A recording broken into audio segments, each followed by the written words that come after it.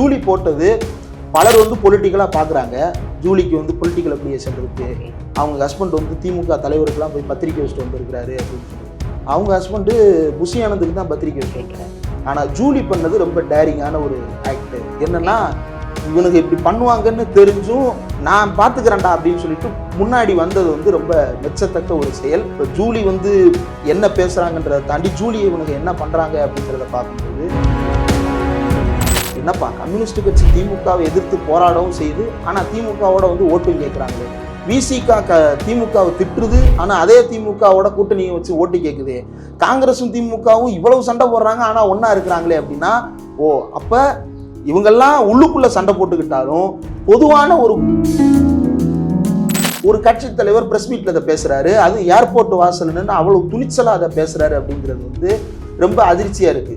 பொதுவா ஆஃப் ஸ்கிரீன்ல ஒரு மாதிரி பேசுவாங்க, ஆன் ஸ்கிரீன்ல ஒரு மாதிரி பேசுவாங்கன்னு இருந்தாலும் ஆன் ஸ்கிரீன்லேயே இவ்வளவு துணிச்சலா அவர் பேசுறாருன்னா அப்போ ஆஃப் ஸ்கிரீன்ல இன்னும் என்னென்னலாம் டிஸ்கஸ் பண்ணுவாங்க அப்படின்றது ரொம்ப ஆபத்தானது. அதை எதோட பொருத்தி பார்க்க வேண்டியது இருக்குன்னா, அண்ணாமலை வந்து எங்க ஆஃபீஸில் நான் வந்து கண்ணாடி ஸ்கிரீன் வச்சிருக்கேன் அப்படின்னு சொல்றாருல்ல, அதோட சேர்த்து பார்க்கணும். அப்போ இவங்களுடைய ஆஃபீஸ் டிஸ்கஷன் எல்லாமே இது சார்ந்ததாகவும் அருவருப்பானதாகவுமே தான் தொடர்ந்து.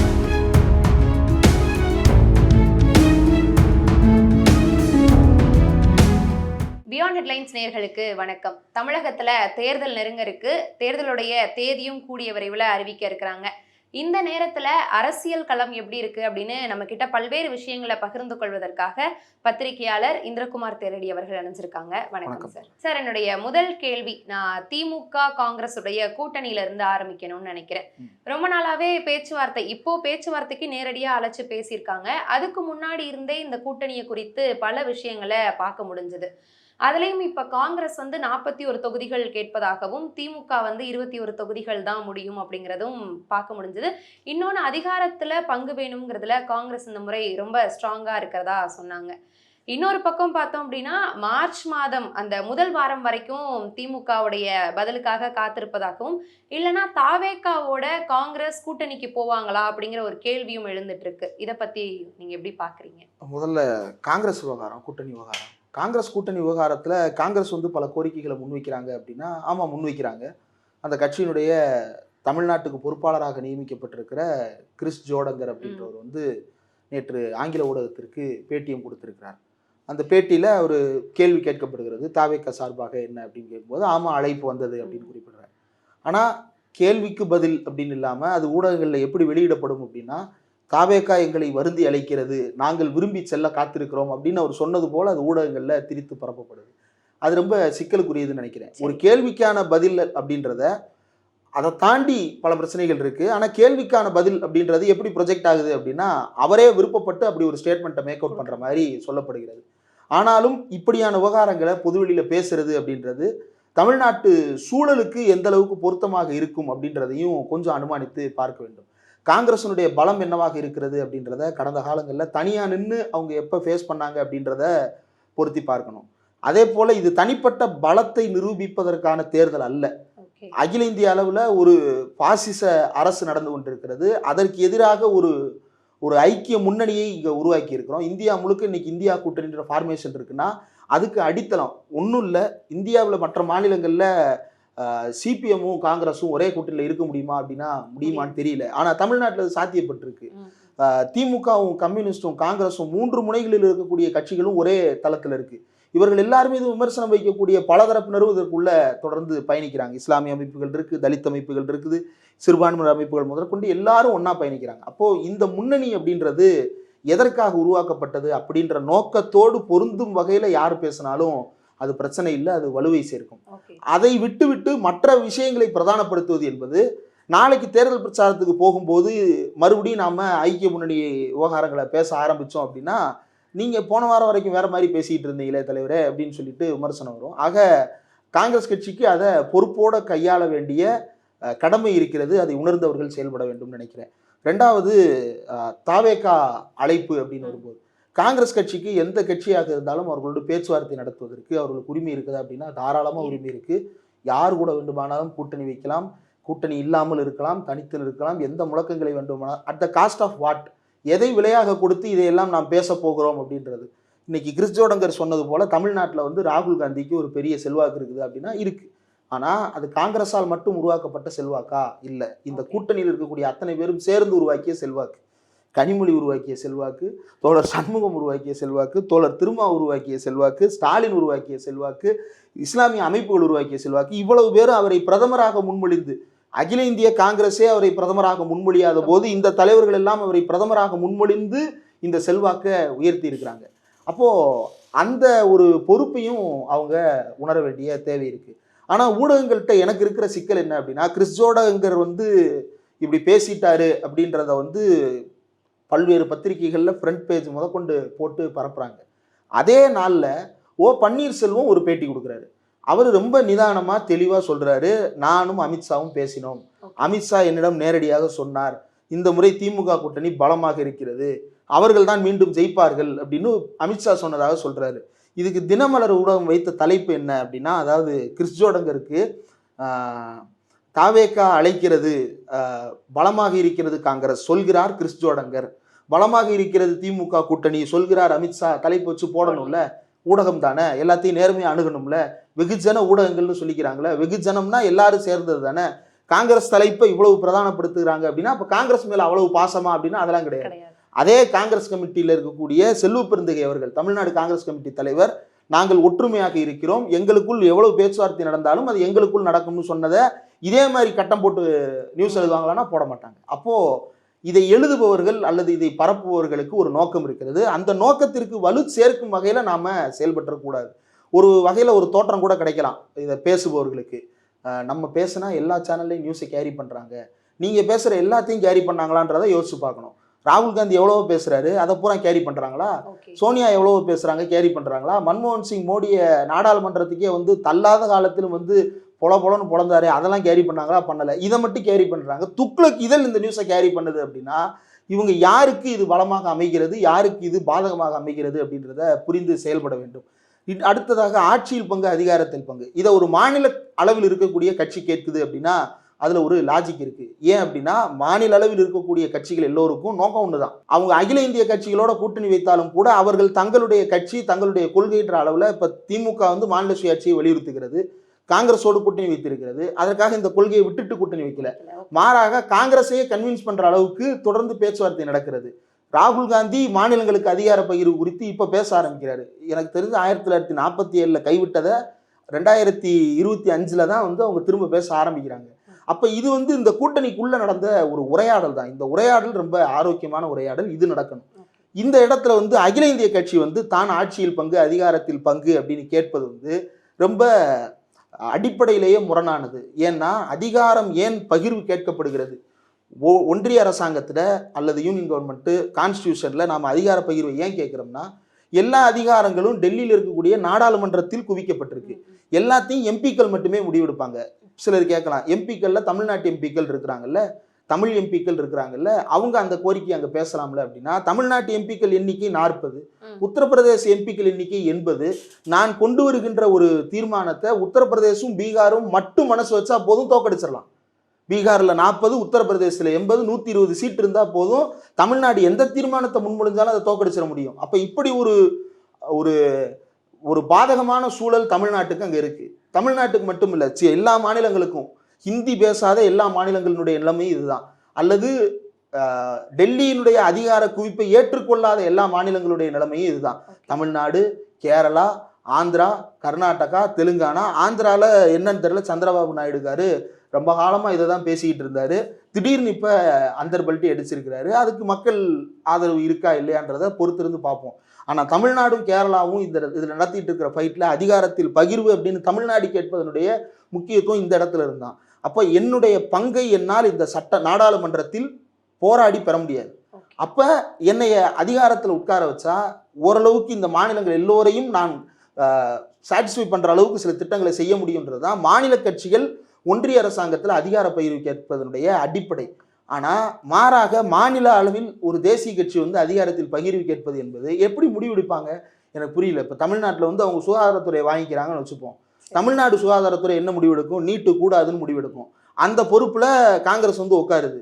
அகில இந்திய அளவில் நீட்டு வருது, தமிழ்நாடு அரசாங்கம் மொத்தமா எதிர்க்கும். அமைச்சர் ஒருத்தர் ஆதரிச்சு பேசுவாரா? அப்ப ஒரு அடிப்படையிலேயே முரண்பட்ட ஒரு தத்துவத்தை அவங்க முன்வைக்கிறாங்க. அது ரொம்ப ஃப்ளாடா இருக்கு அந்த ஸ்டேட்மெண்ட். குவிக்கப்பட்டிருக்கிற அதிகாரத்திலிருந்து தான் பங்கு பிரித்து கொள்ள முடியுமே தவிர, ஒரு நசுக்கப்பட்ட இடத்துல வந்து ஒரு குடிசையில வந்து நானும் ஒண்டிக்கிறேனே அப்படின்னு கேட்கிறது வேற, ஒரு பங்களால எனக்கு ஒரு ரூம் கொடுன்னு கேட்கறது வேற. டெல்லின்ற பங்களால தமிழ்நாடு ஒரு ரூம் கேட்குது.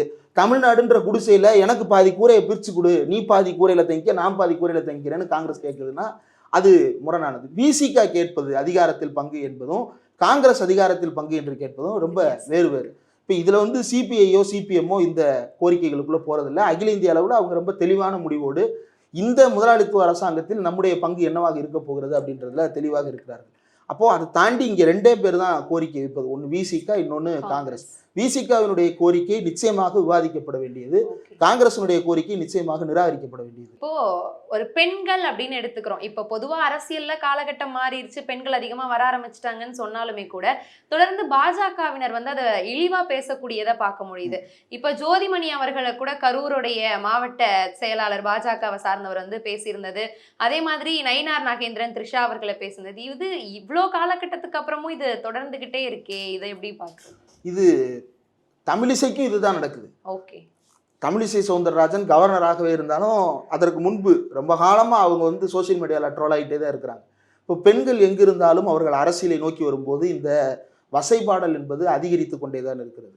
இதில் ரொம்ப குறிப்பாக இப்போ இருக்கிற சூழலில் திரிஷா மீதான அந்த தாக்குதல், திரிஷா மீதான தாக்குதலை ஆன்லைனில் யாராவது பண்ணுறாங்க அப்படின்னா அதை ஒரு சைபர் ஹராஸ்மெண்ட்டு, சைபர் புல்லிங், அதை வந்து நம்ம காவல்துறையில் கம்ப்ளைண்ட் கொடுக்கலாம், இது பண்ணலாம். ஆனால் ஒரு கட்சி தலைவர் பிரஸ் மீட்டில் அதை பேசுகிறாரு, அதுவும் ஏர்போர்ட் வாசல்னு அவ்வளோ துணிச்சலாக அதை பேசுகிறாரு அப்படிங்கிறது வந்து ரொம்ப அதிர்ச்சியாக இருக்குது.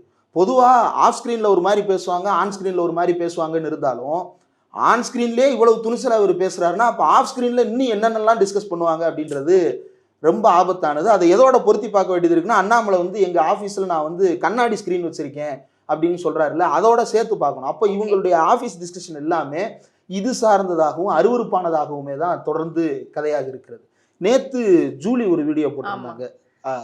அதாவது திரிஷா மீதான சைபர் புல்லிங்க அல்லது ஒரு அப்யூஸை தாவேகாரங்க ஃப்ரண்ட் லைனில் நின்று டிஃபெண்ட் பண்ணாங்க. சரி, ஓகே, டிஃபெண்ட் பண்ணுறாங்க.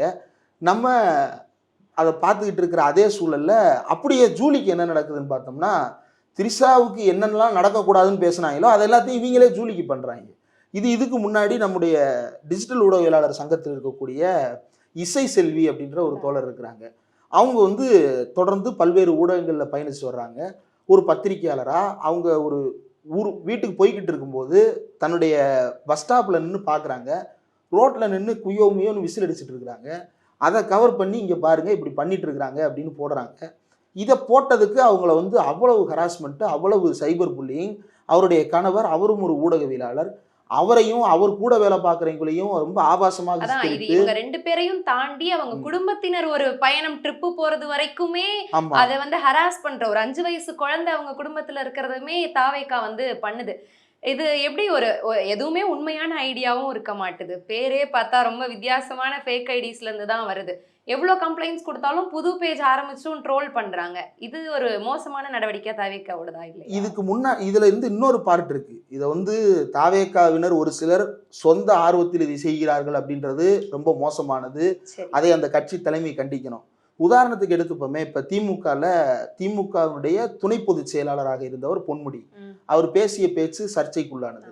யார் முதல்ல கண்டிக்கிறாங்க அப்படின்னா, விடியக்கால கண்டனம் கனிமொழி அவர்கள்ட்ட இருந்து வருது.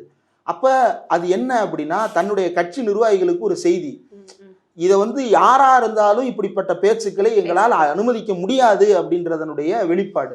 இது மாதிரியான வெளிப்பாடை நீங்க வந்து பாஜகவிலேயோ அல்லது வந்து தாவேகாவிலேயோ பார்க்க முடியுதா அப்படின்னா பார்க்க முடியல. மாறாக அவர்களே அப்படிப்பட்ட செயல்பாடுகளை தலைமையிலிருந்தே செய்கிறவங்களா இருக்கிறாங்க. உதாரணத்திற்கு இவங்க பல்வேறு நிறுவனங்களின் மூலமாக நிறைய ஃபேக் ஐடிஸ் வச்சிருக்கிறாங்க. அந்த ஃபேக் ஐடிஸ் எல்லாத்தையும் நீங்க தோண்டி பாருங்க, என்கிட்ட ஆதாரங்கள் இருக்கு. எல்லாமே ஒரு பெண்ணின் பெயர்ல ஆபாசமான படங்களை பகிர்கின்ற பக்கங்கள். அதை அப்படி பேர் மாத்துறாங்க. டேடி ட்ரால், உதய் ட்ரால் அப்படின்னு பேரை மாத்தி சிஎம்ஐயும் டெப்டி சிஎம்ஐயும் கிண்டல் பண்ற மாதிரியான பேஜா அதை மாத்துறாங்க. ப்ரீவியஸ் ரெக்கார்டு என்னவா இருக்குன்னா ஒரு ஆபாச ஐடியாக அது இருக்கிறது. அப்ப இவங்களுடைய வழிமுறையே என்னன்னா, இந்த ஆபாசத்தின் வழியாக ஒரு குரூப்பை திரட்டி வச்சுட்டு அவனுங்களை வந்து இன்ஃபில்ட்ரேட் பண்ணி அவனுங்களை வந்து ஒரு மோசடியான மனநிலைக்குள்ள தள்ளுறது அப்படின்றத இதுக்கு முன்னாடி ட்ரம்ப் வகைராக்கள் யூஎஸ்ல பண்ணதை, மோடி வகைரா இந்தியா முழுக்க பண்ணதை தமிழ்நாட்டில் நேரடியாக பண்ற கட்சியாக தாவேகா மாறி இருக்கு. அப்ப அந்த கட்சியினுடைய தலைமை இதற்கு வந்து பொறுப்பெடுத்துக் கொள்ள வேண்டும் அப்படின்றது தான் முக்கியம். ஒன்றும் இல்லை, இப்போ திரிஷா விவகாரம் குறித்து தொடர்ந்து எழுதப்பட்டு வருகிறது. சில பத்திரிகையாளர்கள் இருக்கிறாங்க, 2024, 25 ஜேசன் சஞ்சய் விஜயுடன் இல்லை, சங்கீதா விஜயுடன் இல்லை, விஜய் த்ரிஷாவுடன் இருக்கிறார். இந்த செய்திகள் எல்லாம் யார் பரப்புறாங்க அப்படின்னா, நல்ல சாவகாசமாக ஒரு கேமரா முன்னாடி 3 பேர் உட்காந்துக்கிட்டு கண்ணை முழிச்சு பேசிக்கிட்டு ரொம்ப சாதாரணமாக இதை பேசிட்டு போயிடுறாங்க. அதுக்கப்புறம் அப்படியே கட் பண்ணோம்னா 2026 சே த்ரிஷாவை பற்றி இப்படிலாம் பேசுகிறாங்களே அப்படின்னு அதே 3 பேர் அப்படியே திருப்பி பேசுகிறாங்க. பிளேட்டாக உட்காந்து பேசல, அவங்க வலை வீச்சு பேசுறாங்க. உட்காந்து நாங்க பேசுறோம், அது வேற. இவங்க இப்படி பேசுறாங்க அப்படின்றது வந்து ரொம்ப எப்படி இப்படி நடக்குது அப்படின்னா, இதுக்கு பின்னாடி ஒரு பெரிய நிறுவனம் அவங்களுடைய பொருள் செலவு செய்து ஒரு பெரிய நெட்வொர்க்கை கிரியேட் பண்ணி வச்சிருக்காங்க, எதை எப்படி பரப்பணும் அப்படின்றது. நேற்று ஜூலி போட்டது பலர் வந்து பொலிட்டிக்கலா பாக்குறாங்க. ஜூலிக்கு வந்து பொலிட்டிக்கல் அப்ளிகேஷன் இருக்கு, அவங்க ஹஸ்பண்ட் வந்து திமுக தலைவருக்கெல்லாம் போய் பத்திரிக்கை வச்சுட்டு வந்திருக்கிறாரு அப்படின்னு சொல்லி. அவங்க ஹஸ்பண்ட் புஷி ஆனந்துக்கு தான் பத்திரிக்கை வச்சுட்டு வந்தாரு. ஆனால் ஜூலி பண்ணது ரொம்ப டேரிங்கான ஒரு ஆக்ட். என்னன்னா, இவனுக்கு இப்படி பண்ணுவாங்கன்னு தெரிஞ்சும் நான் பார்த்துக்கிறேன்டா அப்படின்னு சொல்லிட்டு முன்னாடி வந்தது வந்து ரொம்ப மெச்சத்தக்க ஒரு செயல். அது யாராக இருந்தாலும் அது ரொம்ப முக்கியமான ஒரு முன்னெடுப்பு. நீ பண்ணுறதை நான் கண்டுக்கவே இல்லைடா போடா அப்படின்னு தள்ளி விடுறது ரொம்ப முக்கியமானது. இதுதான் என்வையான்மெண்ட் தான் ரொம்ப முக்கியம். இப்போ ஜூலி வந்து என்ன பேசுகிறாங்கன்றதை தாண்டி ஜூலி இவனுக்கு என்ன பண்ணுறாங்க அப்படின்றத பார்க்கும்போது இவங்க தான் பெண்கள் பாதுகாப்பை பேசுகிறாங்க. இவங்கள்ட்ட தான் அந்த கட்சி தலைவர் பெண்கள் பாதுகாப்பை பற்றியும் பேசுகிறாரு.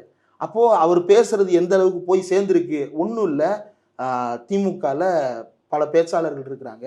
யாரோ ஒரு பேச்சாளர் ஒரு தவறான ஒரு உதாரணத்தையோ அல்லது பெண்களை இழிவுபடுத்தும் வகையிலையோ பேசுனா பக்கத்தில் இருக்கக்கூடிய அந்த மாவட்ட செயலாளரோ அல்லது வந்து எம்எல்ஏவோ ஏன்பா தேவையில்லாம இப்படி பேசுகிறேன்னு தலையில் டக்குன்னு கையை கொண்டு போவாங்க. ஆனால் இங்கே அந்த தன்மையே இல்லை. இங்கே என்னவா இருக்குது அப்படின்னா, சூப்பர்பா அப்படின்னு சொல்லிட்டு கைதற்ற ஒரு தன்மையை தான் இந்த கட்சிக்குள்ள பார்க்க முடிகிறது. இவங்க பெண்களின் பாதுகாப்பு இதுல ரொம்ப கூத்திலும் கொடுங்கூத்து. செங்கோட்டையனை பக்கத்துல வச்சுக்கிட்டு தமிழ்நாட்டின் பெண்கள் பாதுகாப்பு, தமிழ்நாட்டின் சட்டம் ஒழுங்கு, செங்கோட்டையன் மெல்லிய புன்னகை செய்கிறாருன்னு பக்கத்துல நின்றுட்டு இருக்கிறாரு. சட்டம் ஒழுங்குனா என்னன்னு செங்கோட்டையன் கேளுங்க, அவர் சொல்லுவார். சட்டம் ஒழுங்கு எப்படி பாதுகாக்கிறது, வாச்சாத்தியில அவர் எப்படிலாம் பாதுகாத்தாருன்னு காம்ரேட் டாக்கீஸ்ல இருந்து தோழர்கள் ஆவணப்படம் எடுத்திருக்கிறாங்க. தயவு செய்து இது எல்லாரும் பார்க்க வேண்டியது. தொடர்ந்து இது போன்ற முன்னுக்கு பின் முரணாக இதெல்லாம் ஏன் பேசுறாங்க அப்படின்னா, மக்கள் வந்து இதெல்லாம் கண்டுக்க மாட்டாங்க.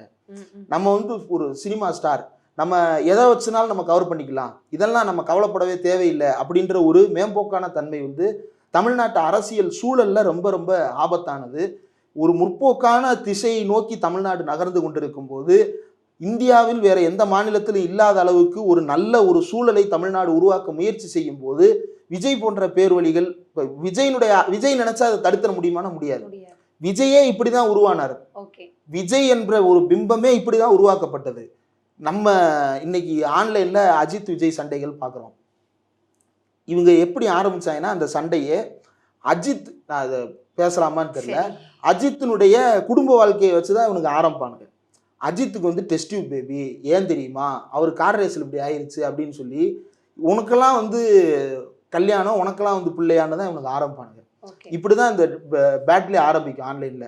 இப்படி எழுத ஆரம்பிச்சவங்க தான் இன்னைக்கு வந்து எங்கள் அண்ணன் பெண்களின் பாதுகாப்பை பேசுகிறார் அப்படின்னு சொல்லி மாறி இருக்கிறாங்க.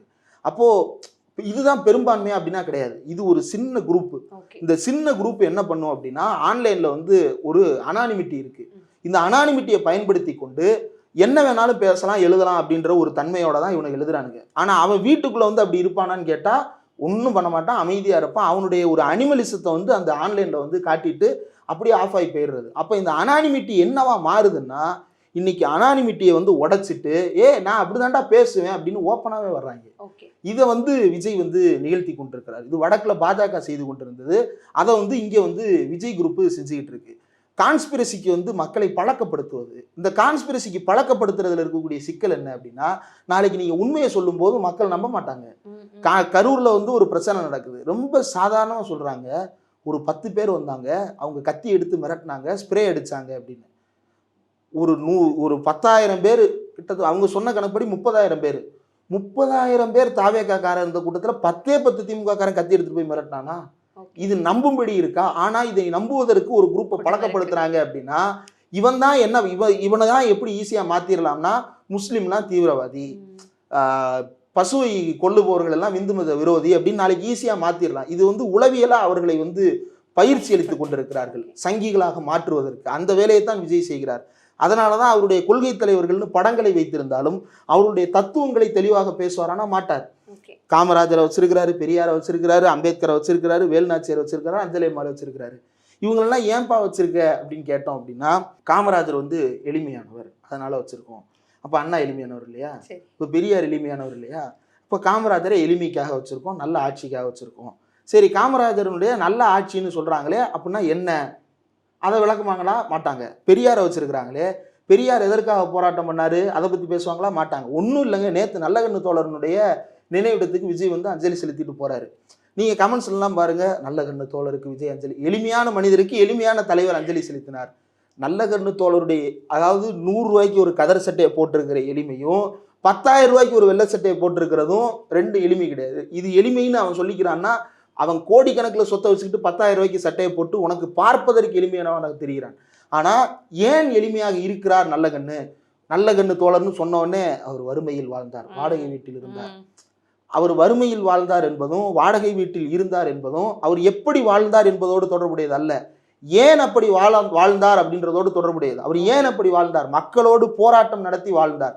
தன்னுடைய உடை முக்கியம் அல்ல, தன்னுடைய உடைமை முக்கியம் அல்ல, மக்களுடைய நல்வாழ்வு தான் முக்கியம், மக்களுடைய உரிமைகள் தான் முக்கியம். சனாதனம் ஒழிய வேண்டும், சாதி ஒழிய வேண்டும், மதம் ஒழிய வேண்டும், நிலம் பகிர்ந்தளிக்கப்பட வேண்டும், அனைவருக்கும் குடியிருக்க வீடு வேண்டும், வளம் பகிர்ந்தளிக்கப்பட வேண்டும், யாரும் சுரண்டக்கூடாது.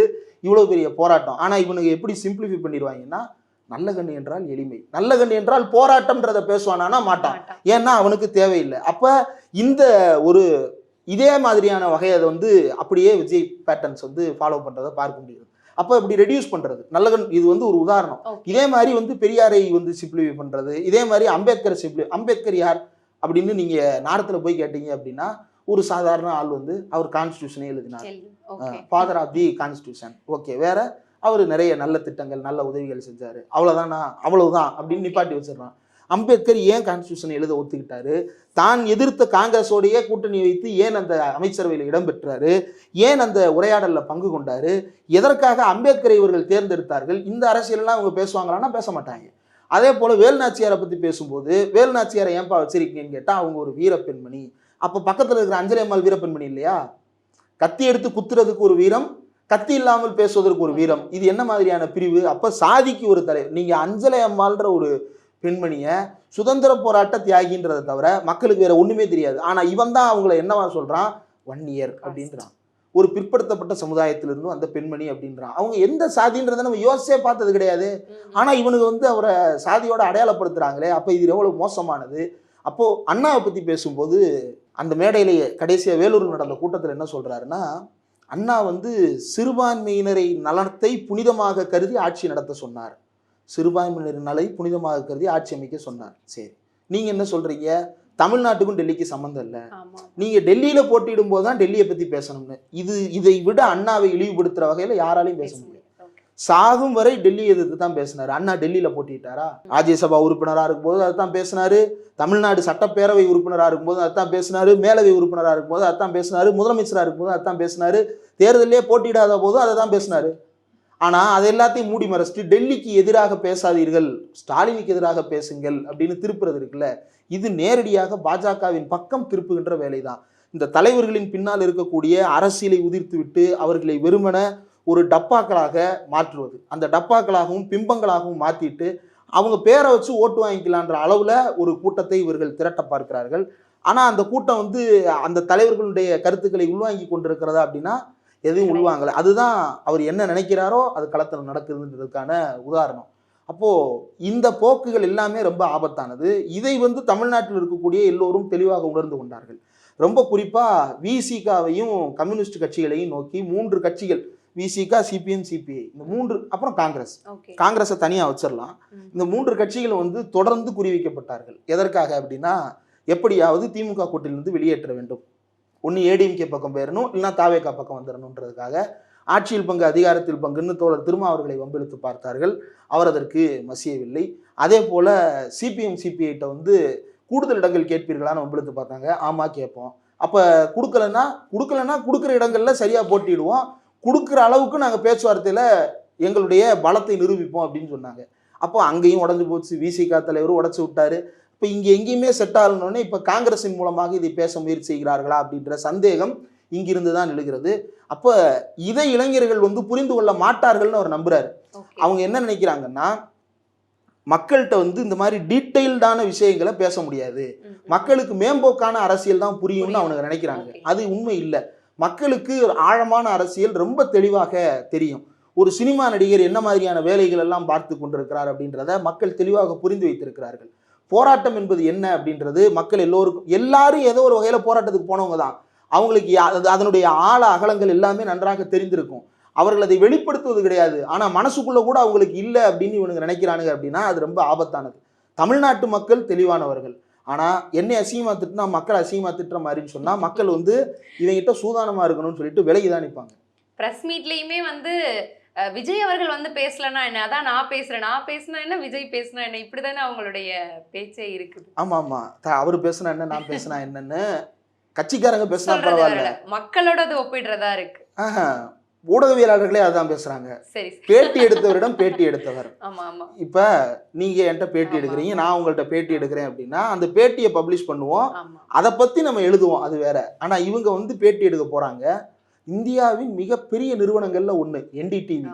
அந்த என்டிடிவியை வந்து இந்த மோடி அரசாங்கம் வந்து மிரட்டிய மிரட்டில் அதை வந்து ஆட்டையை போட்டு இன்னைக்கு ராகுல் கான்வால் இந்தியா டுடேல இருந்தாரு, இப்போ ஒரு என்டிடிவியில் இருக்கிறாரு.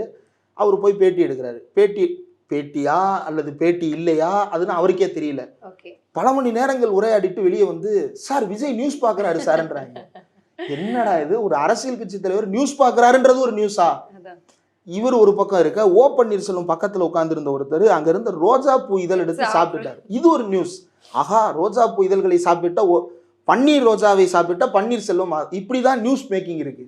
அப்போ ஒரு பக்கம் ஊடகங்கள் மீதான கட்டுப்பாடு, இன்னொரு பக்கம் ஊடகங்கள் தங்களை தாங்களே வந்து இது போன்ற செயல்களுக்கு அர்ப்பணித்துக் கொள்ளுபவர்களாக மாறி இருக்கிறார்கள். இது வந்து தமிழ்நாட்டில் இந்தியாவிலன்னு இல்லாமல் உலக அளவில் எங்கெல்லாம் பாசிசம் மேலோங்கி இருக்கிறதோ அங்கெல்லாம் இதை வெளிப்பாட பார்க்க முடியுது. ஹிட்லர் ஆட்சி காலத்தில் ரொம்ப முக்கியமாக ஊடகங்களும் நீதித்துறையும் எவ்வளவு மோசடியான வேலைகளை செய்தார்கள். அந்த பாசிசத்தை மக்கள் மத்தியில் நார்மலைஸ் பண்ணி கொண்டு போய் சேர்த்ததே ஊடகங்களும் நீதித்துறையும் தான் அப்படின்னு அங்கிருந்து தப்பிச்சு போய் கலிபோர்னியாவில் நீதிபதியா இருக்கிறவங்க இப்போ எழுதிட்டு இருக்கிறாங்க அன்றைக்கு அங்கே என்னெல்லாம் நடந்ததுன்னு. அப்போ அது கண்ணு முன்னாடி நடக்குது இல்லை. ஆனால் நான் நீதிமன்றத்தை பற்றி பேசக்கூடாது, ஆனால் நான் டெல்லியை பற்றி பேசக்கூடாது, ஆனால் நான் ஊடகங்களுடைய அறத்தை பற்றி பேசக்கூடாது அப்படின்னு ஒரு ஒடுக்குமுறை இங்கே வந்து நிகழ்ந்து கொண்டே இருக்கிறது. இது ரொம்ப முக்கியமானது.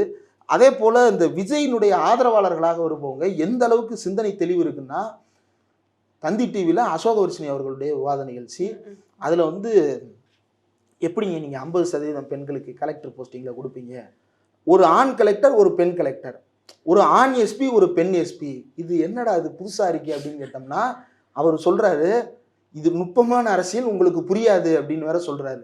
இப்போ டிபேட்டில் இருந்தவங்களுக்கு மட்டும் இல்லை, பார்க்குறவனுக்கே அது மண்டை காயுது. யூபி அவர் பேசுனதுலேருந்தே வருவோம், டெல்லியை தள்ளி வச்சுருவோம், தமிழ்நாட்டை மட்டுமே எடுத்துப்போம். கலெக்டர் போஸ்டிங் வந்து தமிழ்நாடு டிஎன்பிஎஸ்சியிலேருந்து போடுறோமா அல்லது ஐஏஎஸ் ஆஃபீஸராக போடுறோமா, எஸ்பி ஐபிஎஸ் ஆஃபீஸரை போடுறோமா அல்லது தமிழ்நாட்டிலேருந்து செலக்ட் பண்ண ஒரு ஆஃபீஸராக போடுறோமா?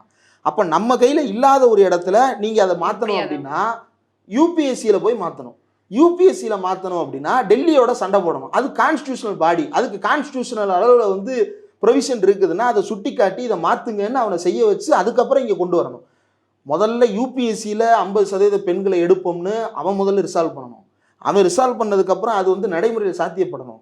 நடைமுறையில் சாத்தியப்பட்டதுக்கப்புறம் தமிழ்நாட்டு கேடர்ஸில் ஒதுக்கீட்டில் 50% பெண்களை அவன் கட் ஆஃப் பண்ணி கொடுக்கணும். இவ்வளவும் நடந்ததுக்கப்புறம் தான் அதை செய்ய முடியும். இப்போ இந்த ப்ராசஸுக்கெலாம் அவன் தயாராக இருப்பாங்களான்னு கேட்டிங்கன்னா தயார் கிடையாது.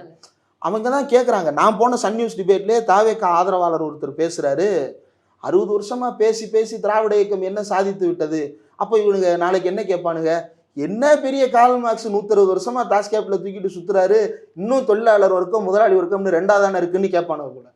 அவ்வளவு புரிதலோடு இவர்கள் இருக்கிறார்களா அப்படின்ற அளவு தான் இருக்குது. இது யார் பாணி? இது பாஜக பாணி. பெரியார் பேசினாரு, சாதியை ஒழிச்சிட்டாரா, கம்யூனிஸ்டுகள் போராடினாங்க, வர்க்க பேதங்களை ஒழிச்சிட்டாங்களா அப்படின்னு ரொம்ப சிம்பிளாக கேட்பானுங்கள்ல. மனித குலத்தின் போராட்டத்தை முன்னெடுத்த தலைவர்களை இதை ஒழித்து விட்டார்கள்னு ரொம்ப சிம்பிளாக எள்ளி நகையாடுறது இருக்குல்ல, அதே வேலையை தான் இந்த கட்சி தலைவர்களும் சொல்கிறாங்க. அதில் என்ன கேட்டகரைஸ் பண்ணிக்கிறாங்கன்னா MGR okay, Anna okay, MGR okay, Jayalalithaa okay. Jayalalithaa வரைக்கும் வர்ற நீங்கள் ஏன் கலைஞரை தொட முடியல? ஓகே, சரி, கம்யூனிஸ்ட் கட்சியில் யாராவது எடுத்துக்கிறீங்களா? நாங்கள் நல்லகண்ணு எடுத்துப்போம். சரி, நல்லகண்ணு போராட்டம் பண்ண மாதிரி இப்போ நல்லகண்ணு தோழர் வந்து தாமிரபரணியில் போராட்டம் பண்ணார், ரோட்டில் நின்று போராட்டம் பண்ணார். பாப்பாப்பட்டி கீரிப்பட்டியில் எலெக்ஷன் நடத்த சொல்லி 4000 பேர் கூட்டு போய் உண்ணாவிரதம் இருந்தார். பல நாட்கள் களத்திலே கிடந்தார். கோர்ட்டுக்கு போய் அவரே வாதாடி நீதிமன்ற தீர்ப்புகளை பெற்றுக் கொடுத்துருக்கிறாரு. நீ பரந்தூருக்கு ஒரு தடவை போயிட்டு திருப்பி வர்றேன்னு சொல்லி இப்போ வரைக்கும் போலியே, ஏன் போல? பரந்தூர் மக்கள் பிரச்சனை, அது கண்டிப்பாக பேசணும். நீ எப்போ போகிற? துப்புரவு பணியாளர் பிரச்சனை, மக்கள் பிரச்சனை, நீ எப்போ போகிற? இன்னைக்கு பல சங்கங்களை சேர்ந்தவர்கள் போராட்டம் நடத்திட்டு இருக்கிறாங்க. கட்டுமான தொழிலாளர் சம்மேளனம் போராட்டம் நடத்திட்டு இருக்குது. நீ அங்கே போய் நின்று என்ன பேச போற? உனக்கு அதை பற்றி பேச தெரியுமா அப்படின்னா தெரியாது. அது அவருடைய அரசியலும் அல்ல. அவருடைய அரசியல் என்பது தமிழ்நாட்டு களம் இப்படி ஆழ அகலமாக அரசியலை பேசுறது, அதை வந்து எப்படியாவது முறியடித்து ஒரு மேம்போக்கான அரசியலை பேச வைக்க முயற்சி பண்றார். இந்த ஆழ அகலம் ஏன் முக்கியமானது அப்படின்னா, இந்த கூட்டணி ரொம்ப இறுக்கமாக இருக்கிறது. திமுக, விசிக, கம்யூனிஸ்டுகள், சிறுபான்மை கட்சிகள், காங்கிரஸ், இந்த கூட்டணி இறுக்கமாக இருக்கிறது. ஆனால் இந்த கூட்டணிக்கு உள்ளுக்குள்ள அரசு ரீதியாக எந்த பிரச்சனை வந்தாலும் களத்தில் வந்து போராட்டம் நடத்துறாங்க. அரசும் அவர்களை எதிர்கொள்ளுகிறது. அதற்கப்புறம் பேச்சுவார்த்தை நடக்கிறது. அதுக்கப்புறம் மறுபடியும் ஒன்றாவே அரசியலை முன்னெடுக்கிறாங்க. அப்படின்னா இதுக்கு பின்னாடி இருக்கக்கூடிய ஒரு தெளிவான சிந்தனை ரொம்ப முக்கியமானது. அதை மக்கள் புரிஞ்சுக்கிட்டதுனால தான் 2019 இப்போ வரைக்கும் தொடர்ந்து இவர்களுக்கு வாக்களிக்கிறார்கள். 2019, 2021, 2024 இதற்கிடையில் இடைத்தேர்தல்கள், உள்ளாட்சி தேர்தல்கள் அனைத்திலும் இந்த கூட்டணியை பெருவாரியாக வெற்றி பெற வைத்திருக்கிறார்கள். அப்படின்னா அதுக்கு காரணம் இவங்களுடைய இந்த காம்ப்ளெக்ஸான அரசியல். என்னப்பா, கம்யூனிஸ்ட் கட்சி திமுகவை எதிர்த்து போராடவும் செய்து, ஆனால் திமுகவோட வந்து ஓட்டும் கேட்குறாங்களே. விசிக திமுகவை திட்டுருது, ஆனால் அதே திமுகவோட கூட்டணியை வச்சு ஓட்டு கேட்குது. காங்கிரஸும் திமுகவும் இவ்வளவு சண்டை போடுறாங்க, ஆனால் ஒன்றா இருக்கிறாங்களே. அப்படின்னா அப்போ இவங்கெல்லாம் உள்ளுக்குள்ளே சண்டை போட்டுக்கிட்டாலும் பொதுவான ஒரு கோல் இருக்கு. அந்த கோல் வந்து மோடியை வீட்டுக்கு துரத்துறது, பாசிசத்தை ஒழிக்கிறது, இந்தியாவினுடைய அதிகாரத்தை வந்து முறைப்படுத்துவது அப்படின்ற ஒரு நோக்கம் இருக்குன்றத மக்கள் புரிஞ்சு வச்சதுனால தான் இந்த கூட்டணி ஆதரிக்கிறாங்க. இதை பற்றி எல்லாம் எந்த விதமான அக்கறையும் இல்லாமல், அல்லது இதையெல்லாம் சிதைக்க வேண்டும் என்பது ஒரு அஜெண்டா. அந்த அஜெண்டாவை பாஜக நேரடியாக பண்ணால் பாஜக அம்பலப்பட்டுரும். தமிழ்நாட்டில் இப்போ எச் ராஜா வந்து பேசுகிறாரு அப்படின்னா, திருப்பரங்குன்ற மேட்டரில் பேசுகிறாரு அப்படின்னா, சங்கி பையன் நம்ம சூதானமாக இருக்கணும்னு தள்ளி வச்சுருவாங்க. ஆனால் அதே எடப்பாடி பழனிசாமி வந்து ஏத்துனா தான் என்ன, கோர்ட்டு தான் தீர்ப்பு கொடுத்துருச்சு, விளக்கை ஏற்றிக்கிங்களேன் அப்படின்னு சொல்கிறது இருக்குல்ல, இது ரொம்ப அயோக்கியதனமானது. அதே தான் விஜயும் செய்கிறார். அப்போது தமிழ்நாட்டில் இந்த கூட்டணியில் இருக்கின்றவர்களை தவிர மீதி இருக்கக்கூடிய எல்லோரும் வெவ்வேறு வகையான டெல்லி ஏஜெண்டுகளாகத்தான் மாறி இருக்கிறார்கள். அது ரொம்ப கவனிக்க வேண்டியது. மக்கள் அதை பார்த்து தான் முடிவெடுப்பார்கள் நம்புறேன். ஓகே, உங்களுடைய நேரத்தை செலவு பண்ணி எங்ககிட்ட நிறைய தகவல்களை பகிர்ந்துக்கிட்டீங்க. ரொம்ப நன்றி. நன்றி.